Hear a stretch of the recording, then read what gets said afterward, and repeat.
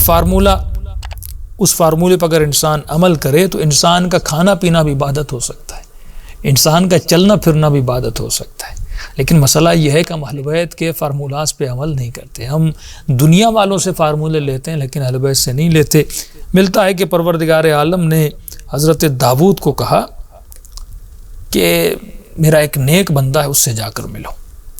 کہ پروردگارہ کہاں ملے گا؟ کہ شہر کے دروازے پہ چلے جاؤ، تجھے وہاں مل جائے گا۔ حضرت داؤد جناب اپنے بیٹے کے ساتھ جناب سلیمان کو کہا چلو ہم چلتے ہیں کہ اللہ کے نیک بندے سے جا کر ملتے ہیں۔ یہ دونوں آئے، دروازے پر رکے، کیا دیکھا؟ ایک بوڑھا آدمی ہے، وہ کچھ سوکھی سوکھی لکڑیاں ہیں، کانٹے واٹے ہیں، وہاں پر لایا ہے کہ یہی وہ بندہ ہے۔ اس کا پیچھا کیا کہ دیکھیں اس بندے میں خوبی کون سی ہے جس کے لیے پروردگار عالم نے کہا کہ حضرت داؤد اللہ کے نبی کو بھیج رہے ہیں ایک ایسے بندے کے استقبال کے لیے، اس کو دیکھنے کے لیے، اس کو انڈر آبزرویشن رکھنے کے لیے کہ دیکھوں اس کا کون سا عمل ہے جس نے اس بندے کو اتنا بلند کر دیا۔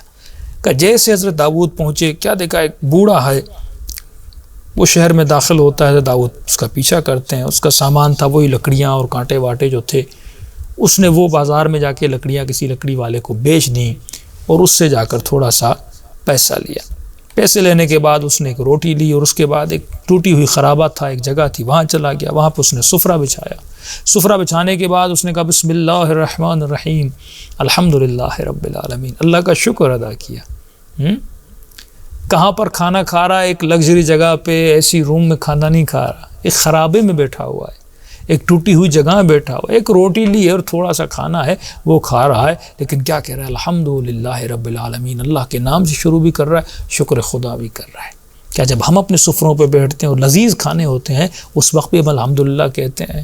یعنی ہم ہر چیز پہ اعتراض کرتے ہیں اور ہم اللہ کی دی ہوئی نعمت پہ شکر ادا نہیں کرتے۔ اچھا، اس کے بعد کیا کہا؟ پروردگارا، اس نے ہاتھوں کو بلند کیا، یعنی بسم اللہ کہا، روٹی کا لقمہ اٹھایا، اس کے بعد الحمدللہ کہنے کے بعد اللہ سے کلام کرنے لگا، کہنے لگا پروردگارا تیرا شکر ہے کہ یہ روٹی، یہ نعمت تم نے عطا کی۔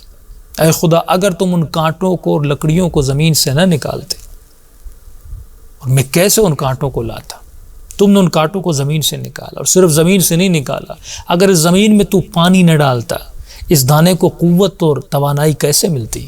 اگر تو مٹی کو خلق نہ کرتا، یہ کانٹا زمین سے نہ نکلتا، اور اگر یہ کانٹا اور یہ لکڑیاں زمین سے نہ نکلتی ہیں، خدا میں ان کو کیسے لاتا؟ تم نے اس نعمت کو زمین سے باہر نکالا، اس کے بعد میں لے کر آیا۔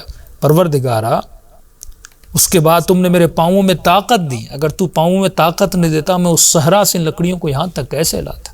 تو نے میرے پاؤں میں طاقت، یعنی اس لکڑی کو بنایا، اس کو خلق کیا، اس کے بعد تم نے میرے قدموں میں اور پاؤں میں طاقت دی، میں اس کو اس شہر میں لایا اور میں نے اس کو بیچا۔ پروردگارا، بیچنے کے بعد یہ جو روٹی میرے ہاتھ میں ہے، اس روٹی کا جو بیج ہے اس کو بھی تو نے طاقت دی، وہ روٹی میں بدلی۔ اے خدا، نہ میں نے اس روٹی کے دانے کو، یعنی گندم کے دانے کو، نہ میں نے جا کر زمین سے اٹھایا، نہ میں نے کھیتی باڑی کی، نہ میں نے اس کو کاٹا، نہ میں نے اس کو آٹا بنایا، نہ میں نے اس کو پیسا۔ پروردگارہ، کسی اور نے اس کو وہاں سے نکالا، کسی اور نے آٹا بنایا، کسی اور نے روٹی بنائی، کسی اور نے روٹی پکائی، اور مجھے تو ایک تیار شدہ روٹی ملی۔ رزق بھی تیرا تھا، ایک تیار شدہ ڈش تم نے میرے ہاتھ میں رکھا۔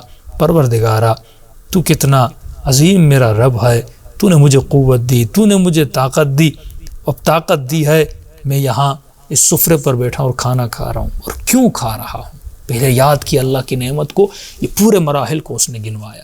اس کے بعد کا پروردگارہ، یہ لقمہ کھا رہا ہوں، کیوں کھا رہا ہوں؟ تاکہ میرے بدن میں توانائی آئے، تاکہ میرے بدن میں طاقت آئے، یعنی دن رات میں نے محنت کی ایک لقمے کے لیے، تاکہ یہ لقمہ میری شکم میں جائے۔ اے بندے خدا، کیوں جائے؟ تاکہ تو لذت لے کر نہیں۔ پروردگارہ، میں نے اس لقمے کو کھایا تاکہ میرے بدن میں توانائی آئے، تاکہ میرے بدن میں طاقت آئے، تاکہ میں رات کے اندھیرے میں تمہاری مناجات کروں، دعا کروں۔ کہ یہ کہنے کے بعد اس نے لقمہ منہ میں لیا اور کھانے کے بعد وہیں پر اللہ کی مناجات میں مشغول ہو گیا۔ اسی لیے معصوم فرماتے ہیں کہ انسان آخرت کے لیے کام کرو، آخرت کے لیے کام کرو، آخرت کے لیے محنت کرو، کیونکہ وہی کام صورت اور شکل میں بدل جائے گا۔ آخرت میں یہ نہیں دیکھا جاتا یہ قریشی ہے، یہ ہاشمی ہے، یہ سید ہے، نہیں عزیزان محترم، وہاں تمہارے عمل کو دیکھا جائے گا۔ اگر عمل بہتر ہے وہ عمل آخرت میں کام آئے گا۔